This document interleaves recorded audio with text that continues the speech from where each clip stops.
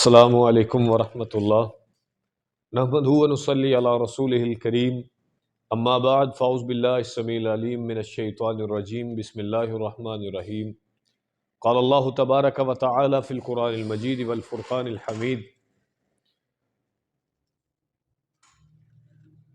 ان اللہ لا یغفر ان یشرک بہ ویغفر ما دون ذلک لمن یشاء۔ سامعین محترم، آج ہر بندہ آپ کو پریشان نظر آتا ہے۔ یہ آزمائش کا وقت ایک اس کی لمٹ ہوتی ہے، اللہ رب العزت ہر بندے پہ اپنی خیر فرما دیتے ہیں، تو یہ آزمائش کا ایک مختصر سا دورانیہ ہوتا ہے۔ درس کا مطلب یہ ہے کہ آپ لوگوں کو سمجھایا جائے کہ اس دورانیے کے اندر ہر صورت میں آپ لوگوں نے اللہ رب العزت کی رسی کو نہیں چھوڑنا، اللہ کے ساتھ کو نہیں چھوڑنا، اس کے تعلق کو کمزور نہیں ہونے دینا، وگرنہ اگر اس کے اندر شرک کا زمرہ آ جائے، یعنی کسی اور سے امیدیں وابستہ ہو جائیں، تو اللہ رب العزت اس گناہ کو معاف نہیں فرماتے۔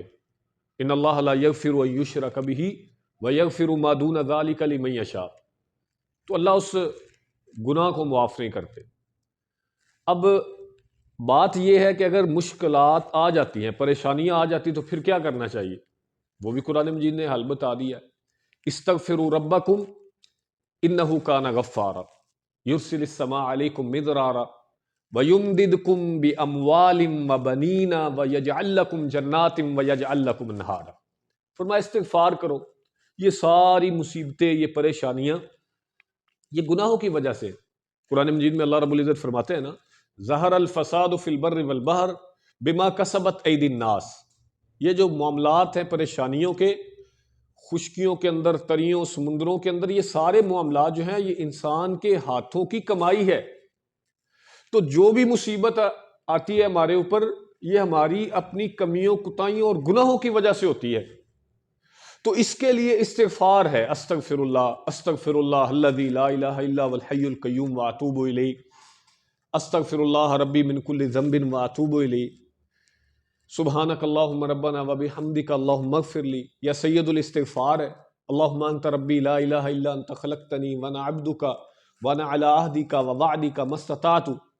یہ جتنے بھی استغفار کے زمرے میں یہ ساری چیزیں آتی ہیں، یہ آپ پڑھیں، اللہ سے تعلق مضبوط بنائیں، اپنی کمزوریوں کو ظاہر کریں، اپنے گناہوں کو اس کے سامنے، اپنی پریشانیوں کو، اپنی شرمندگیوں کو رکھیں کہ یا اللہ مجھ سے یہ ہو گیا، تو اب میں وہ گناہ نہیں کرنا چاہتا جو تو نے معاف نہیں کرنا، میں کسی اور سے امید نہیں لگاؤں گا، صرف میری امید تیری ذات کے ساتھ۔ تو انشاءاللہ اللہ کی رحمتیں بھی ہوں گی، برکتیں بھی ہوں گی، اور پھر زبان نبوت سے ہمارا تو ایمان ہے۔ رسول اللہ صلی اللہ علیہ وسلم نے فرمایا بل لزم الاستغفار جعل اللہ له من کل ہم فرجا۔ اللہ رب العزت کے پیارے پیغمبر نے فرمایا لوگ جتنی بھی باتیں کریں، زبان نبوت ہے، اس پہ تو ایمان، میں کہتا ہوں آپ نے کوئی چیز نہیں بھی دیکھی ہے اور آپ کوئی چیز دیکھ بھی رہے ہیں تو اتنا یقین اس پہ نہیں ہونا چاہیے جتنا محمد رسول اللہ صلی اللہ علیہ وسلم کی زبان اقدس پہ ہے، ہمارا ایمان ہے۔ تو آپ نے فرمایا من لازم الاستغفار، جو بندہ استغفار کو لازم کر لیتا ہے۔ میں پہلے گزارش، میں نے موضوع کی آیت اس لیے یہ رکھی ہے کہ کسی اور در پہ نہیں جانا، اللہ سے تعلق مضبوط کرنا ہے۔ تو فرمایا جس نے استغفار کو لازم کیا۔ اب بعض لوگ، میں بڑا حیران ہوتا ہوں، سوال کرتے ہیں جی ہم تو استغفار تسبیحاں نکالتے ہیں، استغفار یہ نہیں۔ استغفار کا مطلب ہوتا ہے اللہ سے معافی مانگنا، استغفروا ربکم انہ کان غفارا۔ اس کے بڑے فوائد ہیں قرآن مجید کے اندر۔ تو اللہ رب العزت نے فرمایا اللہ گناہ بھی معاف کرے گا، اللہ مال بھی دے گا، اللہ بیٹے بھی دے گا۔ تو میں تو بتاتا ہوں، لوگ آتے ہیں دم کروانے تو میں انہیں سب سے پہلی جو بات کرتا ہوں استغفار کرتا ہوں۔ کہتے ہیں جی ہمارے گھروں میں پریشانیاں، لوگ کراچی سے، لاہور سے، سندھ سے، پتہ نہیں کہاں کہاں سے لوگ آتے ہیں، تو میرا پہلا درس یہی ہوتا ہے، سبق یہی ہوتا ہے کہ استغفار کرو، اپنے گھر کے اندر استغفار کو، استغفر اللہ، بچوں کو بھی لگاؤ، خود بھی، اپنے گھر کے جتنے افراد ہیں ان کو اس چیز پہ لگاؤ۔ یہ تو قرآن مجید میں اللہ رب العزت کا وعدہ ہے کہ میں بیٹے بھی دیتا ہوں، اولاد بھی دیتا ہوں، مال بھی دیتا ہوں، اور دوسرے مقام میں اللہ رب العزت نے فرمایا میں قوت پہ قوت عطا کر دیتا ہوں، یعنی جو تمہاری کمزوریاں ہیں ان کو بھی تمہاری قوت میں بدل دیتا ہوں۔ تو رسول اللہ صلی اللہ علیہ وسلم نے فرمایا من لازم الاستغفار، جو بندہ استغفار کو لازم کر لیتا ہے، دن رات اٹھتے بیٹھتے اللہ سے معافی مانگتا ہے، استغفر اللہ ربی من کل ذنب واتوب الیہ، استغفر اللہ الذی لا الہ الا هو الحی القیوم واتوب الیہ، جتنے بھی یہ کلمات ہیں استغفار کے، جو بندہ پکا ان پہ مضبوط ہو جاتا ہے تو فرمایا اللہ رب العزت کی پریشانیوں کو ہٹا دیتے ہیں، اس کے غموں کو دور کر دیتے ہیں، وَيَرْزُقْهُ مِنْ حَيْثُ لَا يَحْتَسِبُ، اور اللہ اسے رزق وہاں سے دیتے ہیں جہاں سے اس کے وہم و گمان میں بھی نہیں ہوتا۔ تو یہ ذاتی تجربہ بھی ہے، لوگوں کو بھی یہ بتلاتا ہوں کہ استغفار کرو، دم میں کرتا ہوں لیکن سب سے پہلا جو مسئلہ انہیں بتاتا ہوں کہ بھائی آپ استغفار کرو۔ آج کل لوگوں نے عجیب سا ماحول بنایا ہوا ہے بھی جو کرنا ہے جی تسا ہی کرنا ہے، تو سارا پیراں تے نہ سٹو یا علماء پہ نہ چھوڑو، خود بھی کچھ کرو۔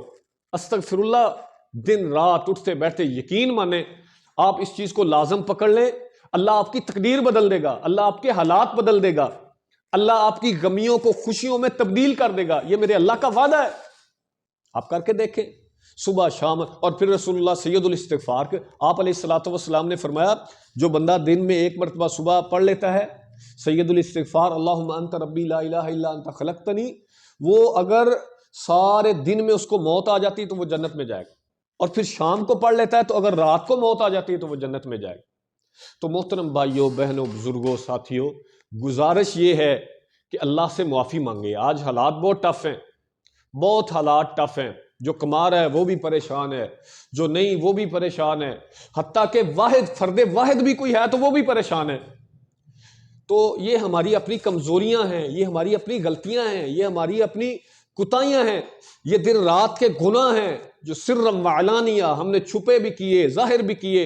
ہم نے دن رات تو اللہ کی نافرمانی کی ہے، رازق تو وہ ہے، رزاق بھی وہ ہے، مغنی بھی وہ ہے، باسط بھی وہ ہے، وہی عطا کرنے والا ہے۔ آج اس سے ہمارے تعلقات خراب ہیں تو پھر رزق کہاں سے ہم ڈھونڈ رہے؟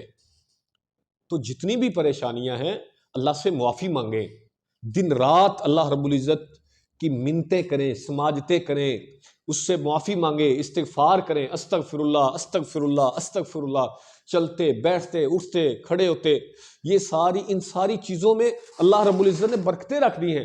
فرمایا یرسل علیکم السماء، اللہ رب العزت تمہارے اوپر یرسل السماء علیکم مدرارا، آسمانوں کی بلندیوں سے جب بارش ہوگی، ضرورت ہوگی اللہ بارش عطا فرما دے۔ جب رزق کی ضرورت، جن کے پاس گھر نہیں ہے وہ استغفار پڑھے، جن کے پاس اولاد نہیں ہے وہ میں واللہ العظیم میں تو استغفار ہی بتلاتا ہوں۔ کوئی بے اولاد جوڑا آ جائے میں ان کو بھی، کوئی پریشان ہوں دم کروانے لوگ میں پہلے بتا چکا آتے ہیں تو میں سب سے پہلا وظیفہ جو بتلاتا ہوں وہ استغفار کا ہے۔ بھائی استغفر اللہ پڑھو، لمبے چوڑے وظیفوں کی وظائف کی ضرورت ہی نہیں ہے، آپ استغفار کریں، استغفر اللہ استغفر اللہ استغفر اللہ، چلتے بیٹھتے اٹھتے یہ سارا کچھ کریں۔ تو یہ میرا آج کا درس ہے، کسی اور در پہ نہیں جانا، کسی اور سے امیدیں وابستہ نہیں کرنی، آپ لوگوں نے اپنے اللہ سے تعلق مضبوط کرنا ہے اور پھر التجا کرنی ہے کہ یا اللہ بڑے گنہگار ہیں، سیاکار ہیں، خطا کار ہیں، اللہ ہمیں اپنی رحمتوں سے معاف فرما، رب اغفر ورحم انت خیر الراحمین۔ تمام انبیاء کرام استغفار کرتے رہے۔